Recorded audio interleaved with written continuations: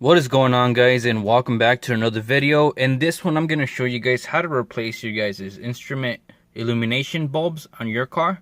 Now this is for my 2000 Infiniti G20, but this can apply to different makes and models. Since we're working on an older car, mines do come with illumination bulbs that can be replaced, but since some newer cars don't have them, it's best for you guys to check with your owner's manual to see if they do need to be replaced before you waste your time. But with that being said, let me show you guys why I'm changing these out. So let me show you guys how my instrument cluster looks like when it's in a dark room. So we're gonna turn on the key and we're gonna turn on our instrument cluster. Alright, so right off the bat, you guys can probably see that the lights are very dim. On here, it looks like on the top hand side, there's like a light bulb that's out. Also, you can see that the light bulbs don't really illuminate as much. So what I'm gonna do is swap these light bulbs out with some LEDs. So if you guys are trying to replace your instrument cluster bulbs with some LEDs, go ahead and stay tuned so I can show you how it's done. Alright guys, so the first step that we need to do to remove our instrument cluster is to remove some fasteners, some Phillips fasteners that are holding this radial bezel onto here. We need to remove this because there is a screw in the back of here that needs to be removed before you're able to remove the instrument cluster. So we're going to go ahead and unscrew these fasteners down here. So we're going to go ahead and unscrew these Phillips screws on the bottom. There is two that we need to remove.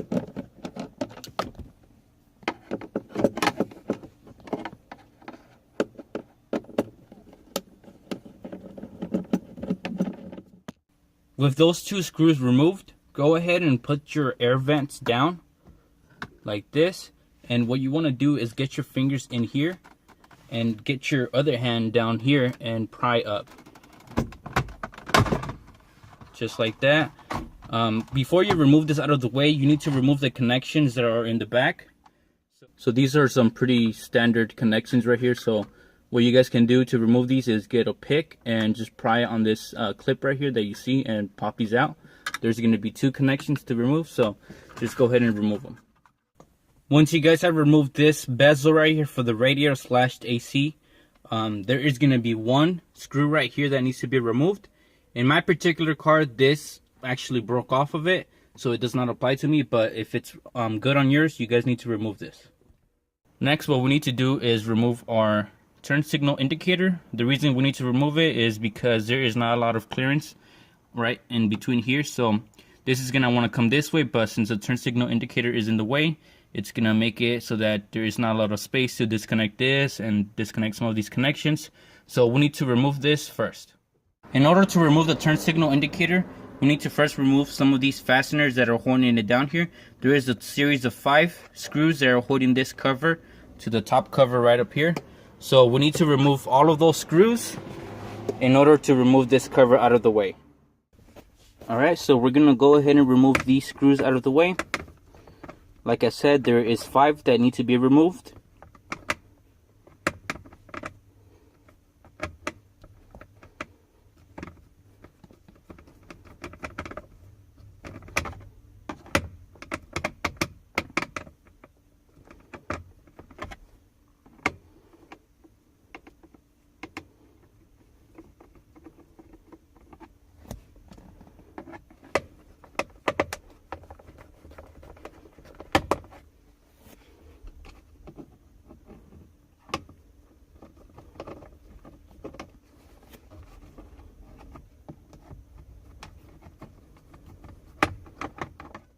Once you guys remove all the screws, you guys should just be able to pop this off. Go ahead and put your fingers right in here and just pry up. Just like that, and then just lift the top cover only out of the way. With the top cover removed, now we have access to our turn signal indicator. Now there is 2 screws that are holding this down. There is one right up there that you can see, and there's one underneath it that is kind of hard to see, but it's right underneath it that need to be removed. So let's go ahead and remove this out of the way.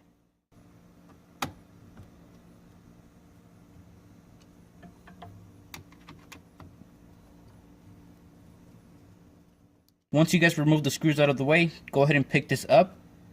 And you don't need to disconnect any of the connections. All you need to do is just move this out of the way. So we're just gonna move it over here. Next, what we need to do is remove these Phillips screws that are holding this cover right here in the way. So we need to remove those out of the way.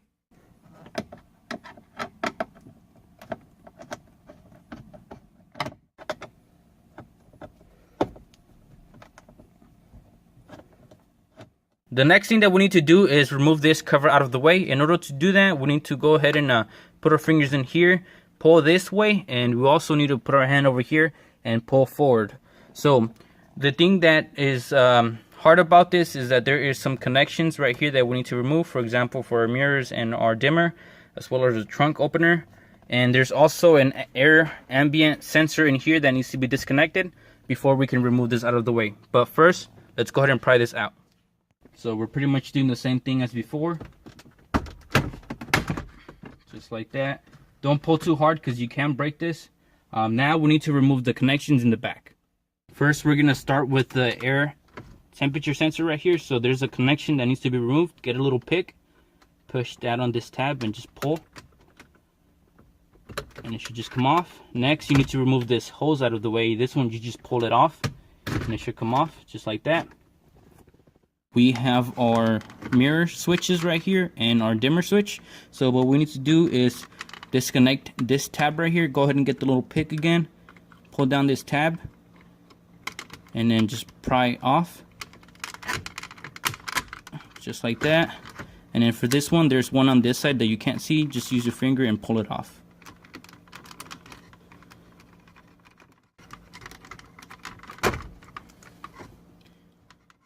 The last connection that we need to remove is the trunk connection right here. So just go ahead and pop this one off the same way. There's a clip right here that you need to push in and just pull.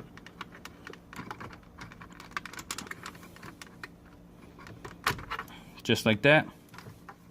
Next, go ahead and remove this part of the cluster out of the way.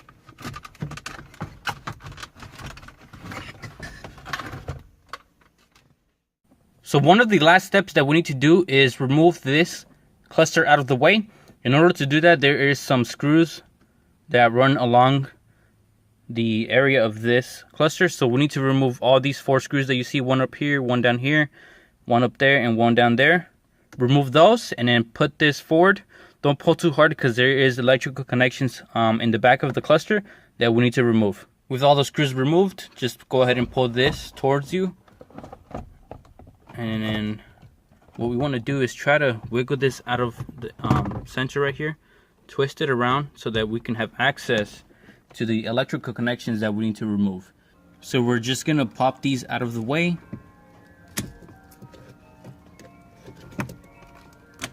Just like so. And let's go ahead and take the cluster inside so we can take a closer look at what we need to do.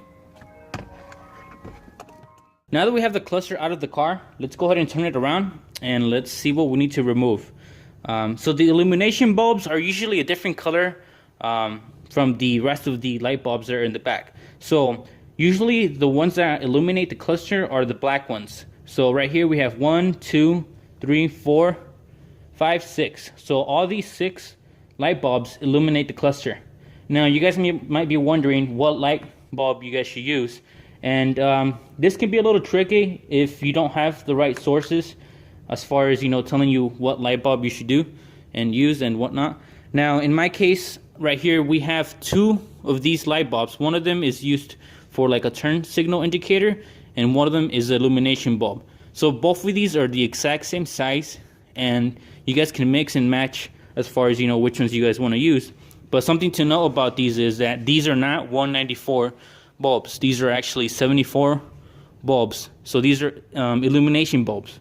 Now, this is a comparison of what a 194 bulb is. As you guys can see, it's much bigger, and this won't fit on this cap right here that is used to twist into the instrument cluster.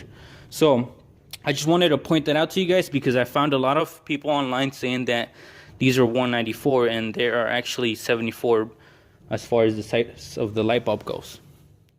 Now that we got that out of the way, I'm going to show you guys what bulb I'm going to be replacing these with. Now, I'm going to be replacing these with some LEDs. This is a size 74 bulb, and this should technically fit in here. The only thing that we need to be careful is if for some reason if this doesn't turn on, it's because it needs to be switched to 180 degrees. These are directional, meaning they only go in a certain way and they only light up in a certain direction. So first thing is first, let's go ahead and remove all of the plastic cups out of the bulb, because we're gonna actually need this part because this is what screws onto the cluster. So let's go ahead and remove the light bulb. I'm gonna remove them with my pick right here. So what I'm gonna do is just pry on the bottom right here and try to pick up the light bulb. You guys can use a pair of pliers to remove these, but I've broken some doing that, so this is the safest way that you guys can probably go about it. These are very tiny, so it's kind of hard to grasp them with your thumb and your finger, so I found this to be the easiest way to do this. So we're just going to be swapping these out. I'm only going to do the illumination ones because I don't have enough LEDs for all of these light bulbs in the back.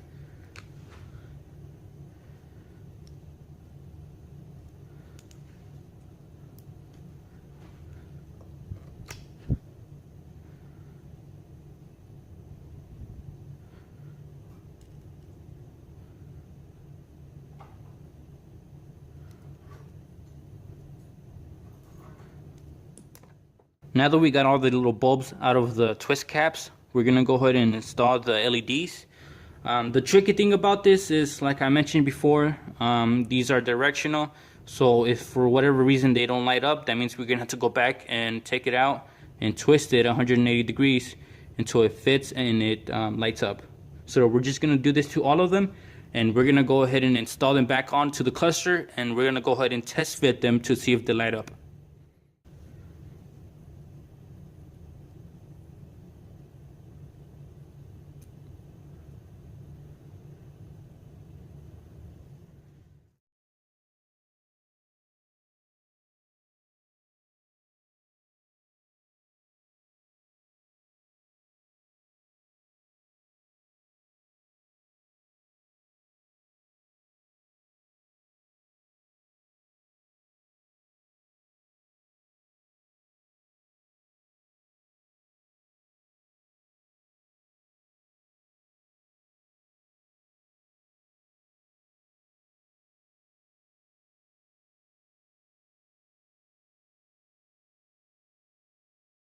Now that we have all of the LEDs in, let's go ahead and test fit this back on the car. All right, guys, so we have put the cluster back on, and as you guys can see, the lights are on. These are, like I mentioned before, are LEDs. The color is around 65 Kelvin, which is a little bit of a tint bluish to it, as you guys can see.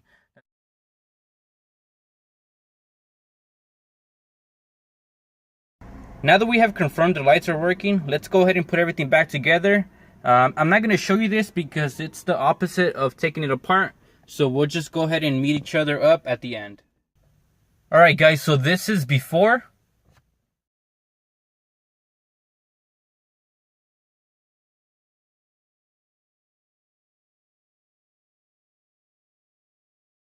And this is after. Now as you guys can see, the light output is much better. And I can actually see the speed of where I'm going now. So this is pretty much going to conclude the end of this video. If you guys did like what you guys saw, please make sure to give it a thumbs up. And like always, thanks for watching.